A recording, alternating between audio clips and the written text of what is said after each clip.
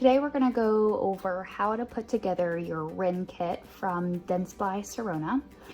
So you're going to have these main components here. You're going to have your rod. This is a universal rod that's going to attach your bite block, and it's also going to allow for your ring to slide right on. You have your ring, which is going to allow for you to get the proper horizontal and vertical angulation when you're trying to line up your film with your patient. And of course you have your bite blocks. So we have this red bite block here. It's a little bit wider, and this wider bite block is known as the horizontal bitewing bite block. If you're ever curious as to which one is which, they are labeled right here. It says HBW for a horizontal bite wing. And then we have our smaller one here, which is our vertical bite wing. And again, if we ever have any doubts as to which is which, it says VBW right there. This is our vertical bite wing bite tab. Bite wings are always going to be identified in dentistry with red. And if we're going to be using a bite wing, we're always going to be matching red to red. And we'll be matching this red dot with our ring there as well. If we're looking at the other bite blocks, we have yellow. Yellow is going to be focusing primarily on the posterior teeth only. These teeth include numbers 1 through 3, the molar teeth on the patient's upper right-hand side, premolars number 4 and 5, molars number 14 through 16 on the patient's upper left-hand side, premolars number 12 and 13, molars number 17 through 19 on the patient's lower left-hand side, and premolars number 20 through 21. And lastly, molars number 30 through 32 on the patient's right-hand side, and premolars number 28 and 29. These are going to take periapical images of all of the posterior teeth in a patient's mouth. And again, you'll be using your circle here to line up with the yellow, and you'll also be using your stick to line this up with the yellow as well. Moving on to our last bite block, we have the blue bite block. This is our anterior bite block, which means it's only going to expose periapical images of the front teeth. This will be the canine teeth, number 6, our upper right-hand canine, number 11, our upper left-hand canine, number 22, our lower left-hand canine, and number 27, our lower right-hand canine. It's also going to expose the lateral and central incisors in number 7 through 10 and number 23 through 26. It's going to match up with the blue on your ring, and it's also going to match up with the blue on your universal bite stick. This is what you would need for your anterior RINN setup.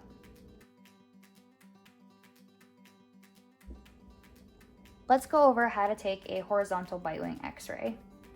For this, you're going to need your universal ring, your universal rod, and your horizontal bite block. Everybody's going to do this a little bit differently. There's no right or wrong way to do this. I'm going to teach you the way I know how to do it. You're going to hold your universal rod in your right hand with the prongs pointing to the left, to the left. You're going to hold your bite stick in your left hand, and you're going to attach the prongs to the left, to the left. Once you do this, you have a funky looking T or a little scarecrow, and you're ready to add your universal ring. If you color coordinate these two, the red and red go together. So you're going to hold this with your right hand and slide your ring right on. And if you look through, you should be able to see the entire bite block. If for some reason you're looking through your ring and you're not able to see the bite block, we have a problem, and you're probably going to get a little cone cut.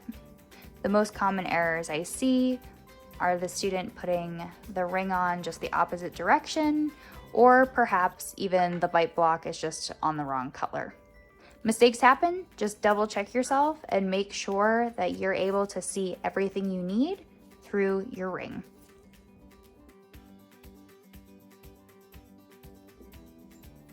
Setting up a vertical bite wing is very similar to setting up your horizontal bite wing. You're going to need nearly the same materials. So, the rod, the ring, and this time you will need your vertical bite wing bite tab. We're gonna hold the rod in our right hand with our prongs pointing to the left. Our bite block's gonna be pointed outward, and we're gonna go ahead and insert those prongs to the left. We've got our little scarecrow or a little T, and we're gonna slide our ring right onto the bottom there and take a peek right through that circle. All of our bite block is going to be exposed, and this is the proper setup for your vertical bite wing.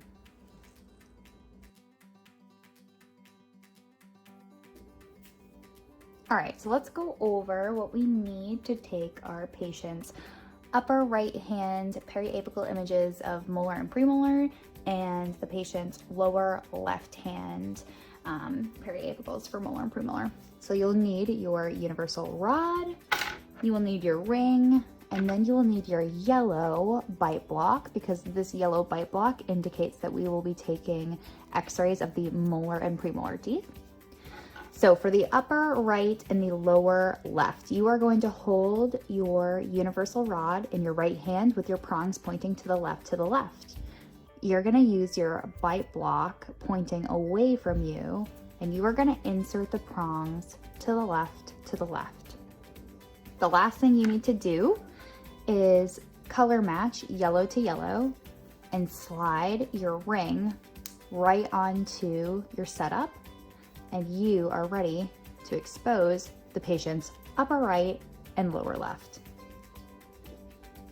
Make sure you're always looking through your ring to see the bite block at the other end. You want to see the entirety of the bite block and not just some of it. A lot of times the student will put the ring on backwards, and then when you look through the ring, you've cut the top of this bite block off, which means you're going to be getting a cone cut there. So always double check yourself and look through your ring and make sure that you have the entirety of that bite block.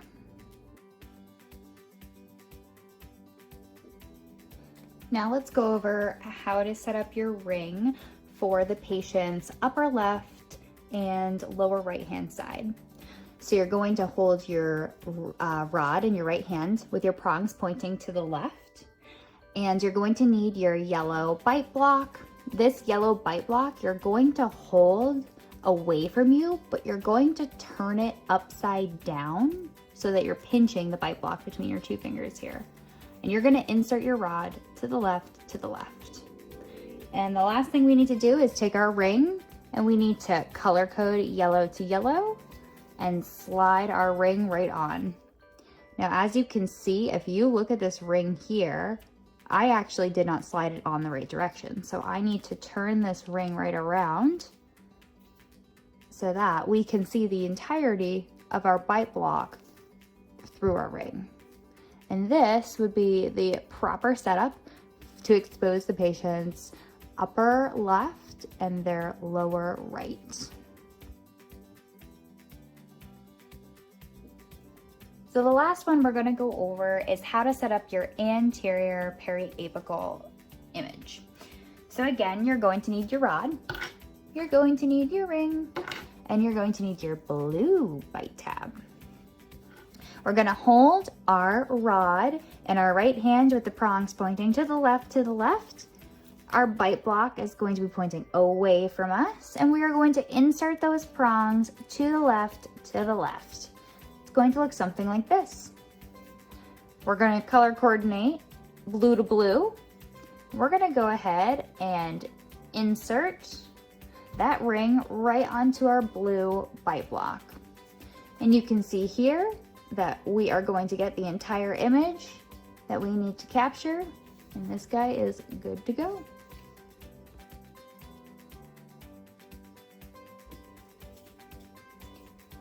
If we're looking to go from the patient's upper right hand side to the patient's upper left hand side. What I do is I take my ring off and I just do a quick flip. So I will literally take the ring and I will just put it right on the other side, okay? So this is what I'm doing.